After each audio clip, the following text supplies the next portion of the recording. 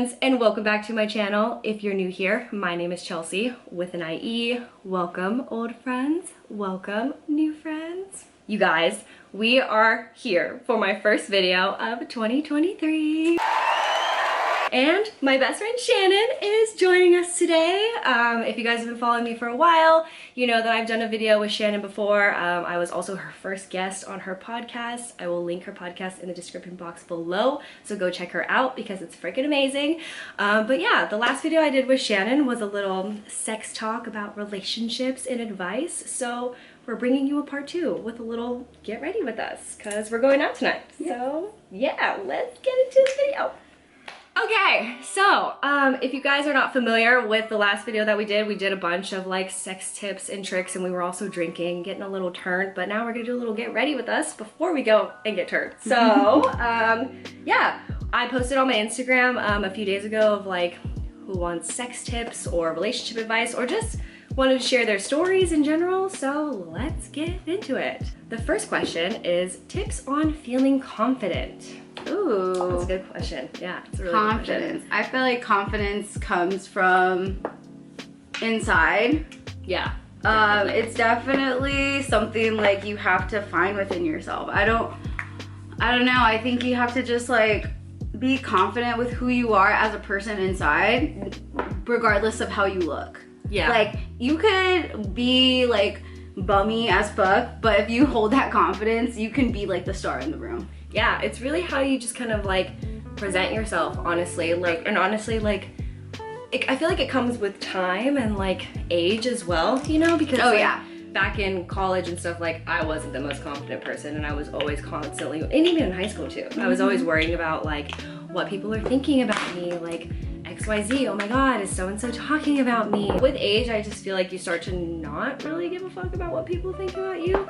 That could be different for most cases, but I think care about the people that you need to care about, but like the random people on the street that you're never gonna see again, fuck them. Like no one cares. Like they won't be talking about you. If you trip and fall, they're gonna notice in that second, but they won't notice an hour, 2 hours, a day from now. So like those people, just do whatever you want to do. Like I watched a pretty good video on that, and this guy was talking about how people don't care so much, and he literally went up to random strangers and asked them for like random shit, like, can I get your parking ticket? Can I get $1? And people would do it. It's like if you get out of your own comfort zone and you're confident in how you're talking and what you're talking about and what you want, a lot of the times you can get what you want. Yeah, I agree. One book I definitely recommend reading when it comes to like confidence and, you know, confidence tips is the 4 Agreements.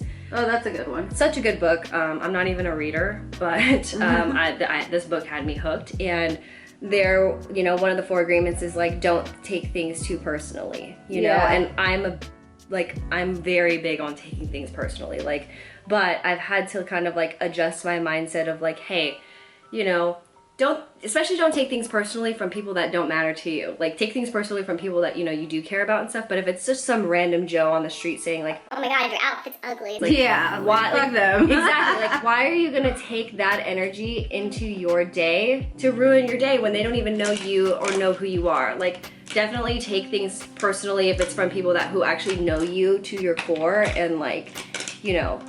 Yeah, but don't let it affect your day-to-day. Exactly. I will say though, the more confidence you have, people can see that. Yeah. And when you do show that confidence in yourself, the right people will gravitate to you.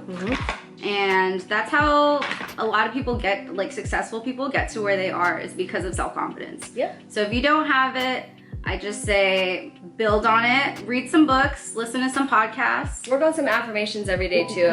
Oh, that's my new shit. Yeah, I listen to it when I go to sleep. It's like supposed to like reprogram your brain while you're sleeping. And then when you wake up thinking about those affirmations, and then you're thinking about that every day. Just telling yourself like, hey, I deserve this, I deserve this. And you honestly, deserve love, you deserve all of that. Yeah, and honestly, I never really practiced affirmations until I would say like this past few months, and I got this position at work that I was like, I'm getting this position, and what do you know? Yeah, got the position. Yeah. So just telling yourself like what you deserve can really make a difference in your day. Yeah. That's a good one. Yeah, that was a good one. Next question. I'm a virgin. How do I pull girls? Oh no! Oh no! Whoa. I'm not a guy. I don't fucking know. I'm not a guy either. But I mean, I would say if like, you know, if you're trying to pull girls, whatever age you're at, high school, college, in your 20s, in your 40s, whatever, I think as the last question, confidence. Confidence is definitely key. And also just like reading the room, maybe. Yeah, like, I was literally gonna say, go with the girl that you think you have a chance with. yeah, I mean, not necessarily like a chance, but like if you put yourself out there.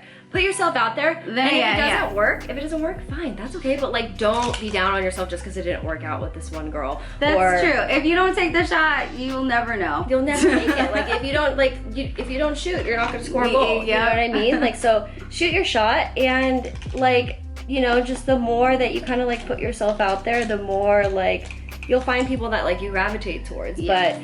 But for me, I think that like pulling girls, like I feel like it should be done organically. Like don't go out there just like, if you're going out with your boys and stuff, don't be like, I'm on the hunt. Yeah, girl. Like I feel like girls can sense they can sense that for sure, and then you just come off as like kind of like unauthentic and like you're just trying to get Pussy. like, Yep. you know. So, and don't, when you're pulling girls, don't make everything about yourself. You know, ask questions about them, get to know them. Like, don't put like the spotlight all on you.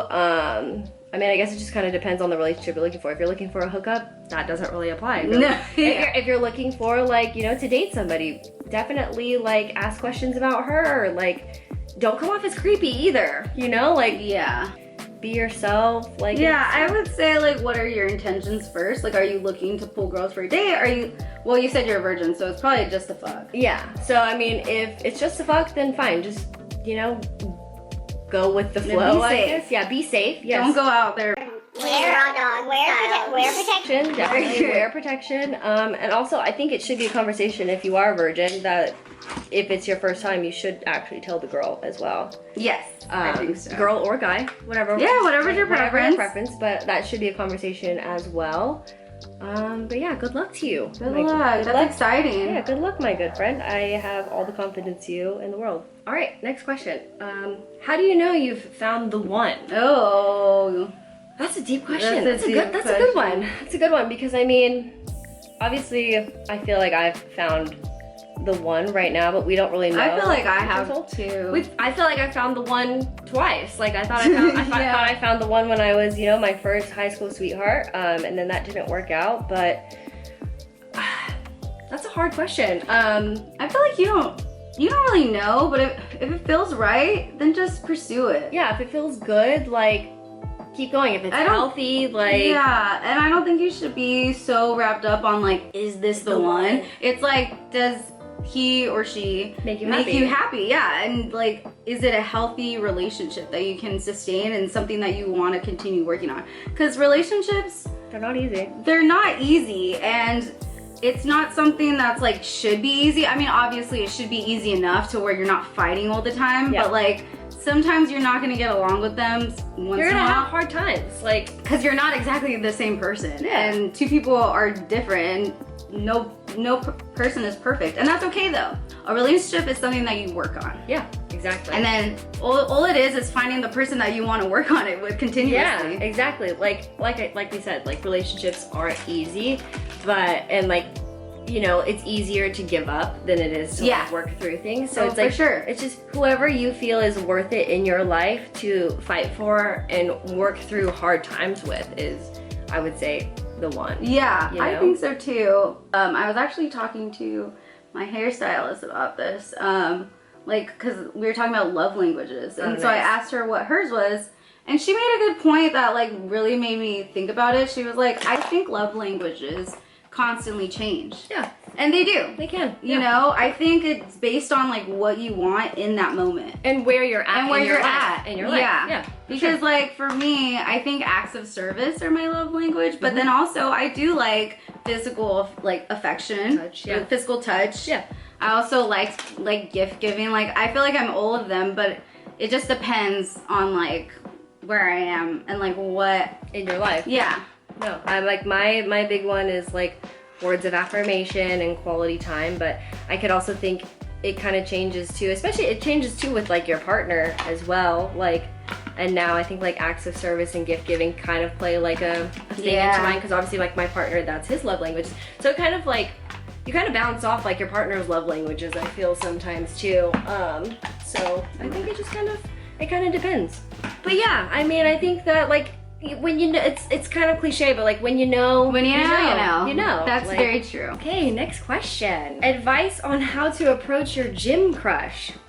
This is a good one. It's also from a girl. All these are anonymous, but this is from a girl's perspective. Okay. But I guess we can talk about both sides in a way. I mean, for one, being a girl, I don't personally like being approached. I mean, I guess the way that I was approached once at the gym, and this was before I met Brett, and I was single, he approached me after we left. Like we both left the gym at the same time, and he was just like, hey, like, I like your work, like you look like you're doing really well in the gym, XYZ, like, can I get like your number? You know what I mean? I feel like if it's not interrupting your workout is probably the best way. And I guess for girls as well, maybe if you guys are both leaving at the same time. Yeah, that's a good one. Like then maybe have a conversation, or if you're using the same gym equipment, like if you want to use the same machine that they're using, like, hey, can I work in with you? And then that's way you like bring up a conversation. I feel like maybe starting a conversation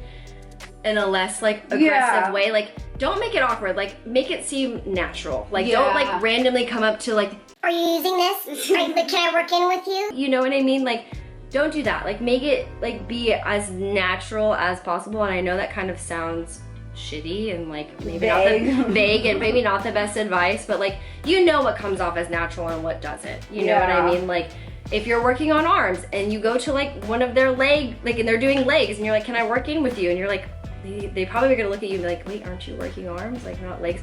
Like you need to be calculated when you're doing this, especially when it comes to like the gym. Yeah. I feel. I agree. Right? Yeah. This is really hard. I'm like, I don't know, because I'm like, I personally wouldn't approach anyone at the gym because that's like my space to like be in my head. I'm like, I feel like at the gym I have a program that I'm trying to follow, and so I'm like in the zone, and I honestly I don't like to talk to anyone at the gym unless I come with you as like my workout partner. Yeah. I don't like to talk to anyone. Especially when it comes to the gym. Like you really just need to tell like people's body language and like their facial expressions. If like, you know, you come up and you're like, oh, hey, can like I work in with you? And if they're like being very friendly, then for sure have a conversation with them. If they're being very standoffish, then just like read the room and be like, nah, maybe I should like go fuck off. You know? Yeah. Like I said, like trying to share a machine or something. And if they're being friendly, like have conversation, like build conversation that way. Don't be just like a creep staring from across the room and then randomly go up to them and be like, hey, can I get your number? You know what I mean? You really have to ease yourself into it because, I mean, for one, like put yourself in this perspective, like, cause you are a girl and like, you know, when you have random creeps coming up to you in the gym, like how does it make you feel? Yeah. You know? Not saying that you're a creep or anything, you're not. It's just like, how would you want to be approached like approached at the gym? Yeah, I like that advice. And like, and then do that in return. So next question. 69 alternatives. Alternatives? Interesting. I think just taking turns. Taking turns. Like, you know, you give head and then you give, like, then your partner gives you head. I think that's a good alternative. I would recommend the guy gives head first. Yeah, and then you so then the girl comes and then the girl gives head and then you guys fuck. Actually, I did hear this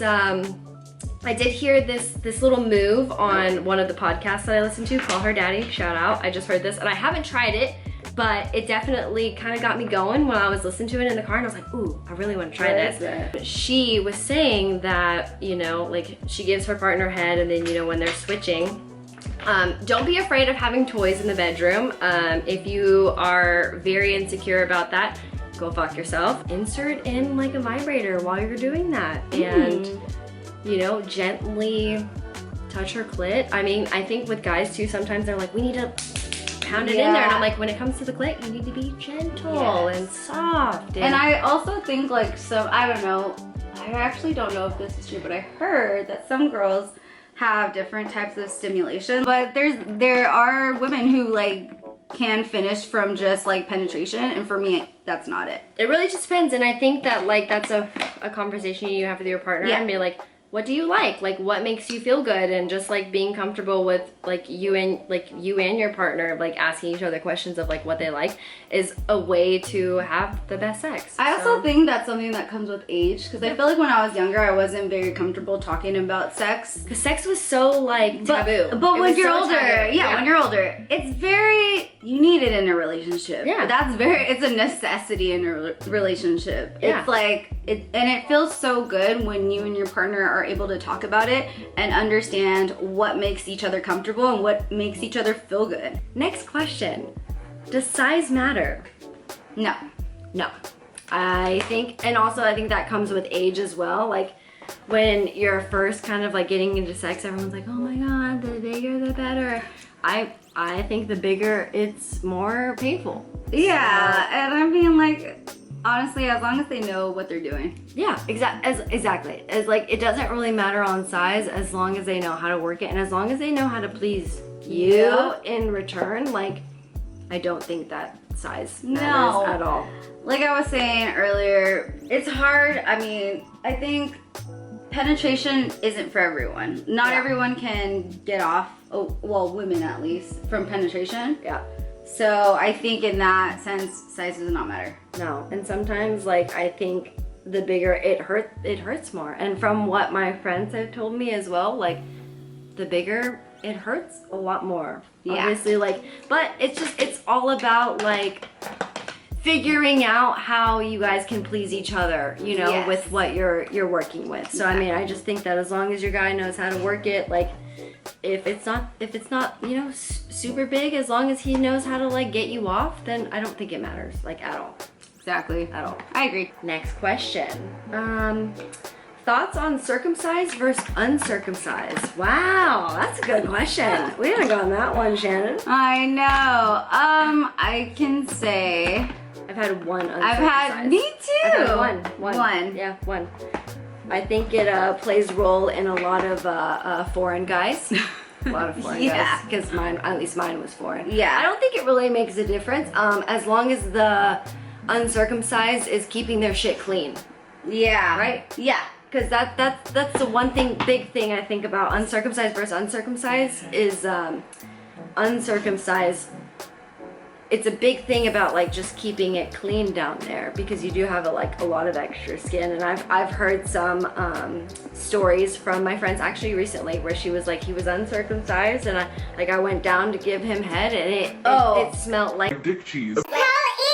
Absolutely. So just, I mean, Probably don't give a head. Regardless, I think of uncircumcised or circumcised, just keep your shit clean down there. Yeah. Just keep it clean down And there. if you're meeting the person for the first time, probably don't give them head. Yeah. Like, that's a little, I think that's not clean. No shame in giving head on the first date, but personally for me, I think giving head is like a very intimate thing. Yeah. And I like, you have to earn that for me. You have to earn that for me, but I mean, I just think in general, there's no difference with it, like once they're hard. But I don't think, personally, I don't think it really matters as long as you're keeping your stuff, as long as you're keeping your stuff clean down there. Especially when you're uncircumcised, just because you have extra skin and stuff and... Wash your ass. Wash your ass and wash everything. Okay, next question. Anal, yeah or nah on the first date? Nah. What the? I mean, I'm not judging if you want to do that, but I mean, personally for me, I've been in a relationship for 4 years, and I've been trying to do anal, but it just hasn't been working out. So I don't know. I mean, sorry. If you're ballsy like that on the first date, for sure, do that. But I think that's something you should earn, just like it's something you should earn to get head as well. Yeah, sorry, my answer might have come out a little judgy. You're like, nah. No, I'm like, nah. You're like, no for you. So, no for me. On the first date, if like you've never done anal or something, like, I don't know. I've always heard though that you have to like be prepared to do anal. You should be. I don't think you necessarily have to, but you should be, especially if it's your first time. Well, because like every time I've tried, which has been... You're gonna get shit on your dick. You're gonna get feels shit like on your I'm dick. gonna take a fat shit. You're gonna get shit on your dick. So just be prepared for that. So if you like butt stuff, it could feel good for you. Just, I would say ease into it. Ease into it, for sure. Okay, next question. Non-sexual turn-on. Mine is opening doors and filling my hydro flask.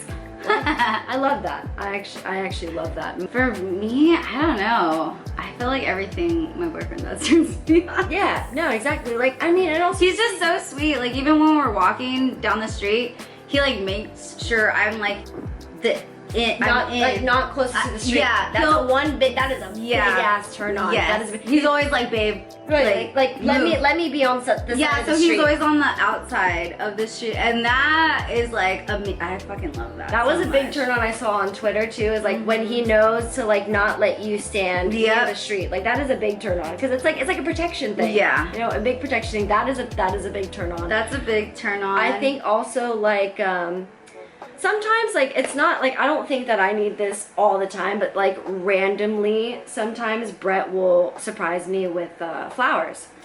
Like, and I'm not saying I'm like I need flowers every week. I need flowers every week. No, but like when I like especially when I'm having a bad day, he'll bring me flowers and like I'll come into the room and I'm like, oh, I love that. like just small little gestures, I would say. It doesn't always have to be flowers, it doesn't always have to be chocolates, it could be like a gesture.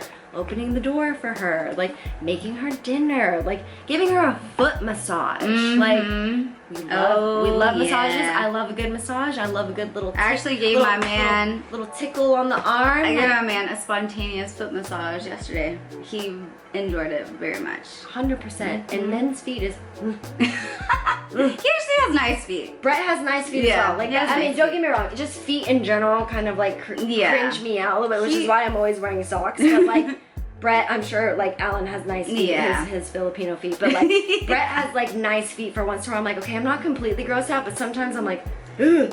Like the feet in general, I'm like, ugh. But yeah, just small gestures. Like if they're having a bad day, give them a massage. Like So we're coming to the end of this little get ready with us. I'm about to be done with my makeup, but the one last thing that I wanted to share that one of my followers shared with me, which was, it wasn't funny, but it was kind of a little, like it was a little bit funny, but I was just like, wow, I've never heard this in my life.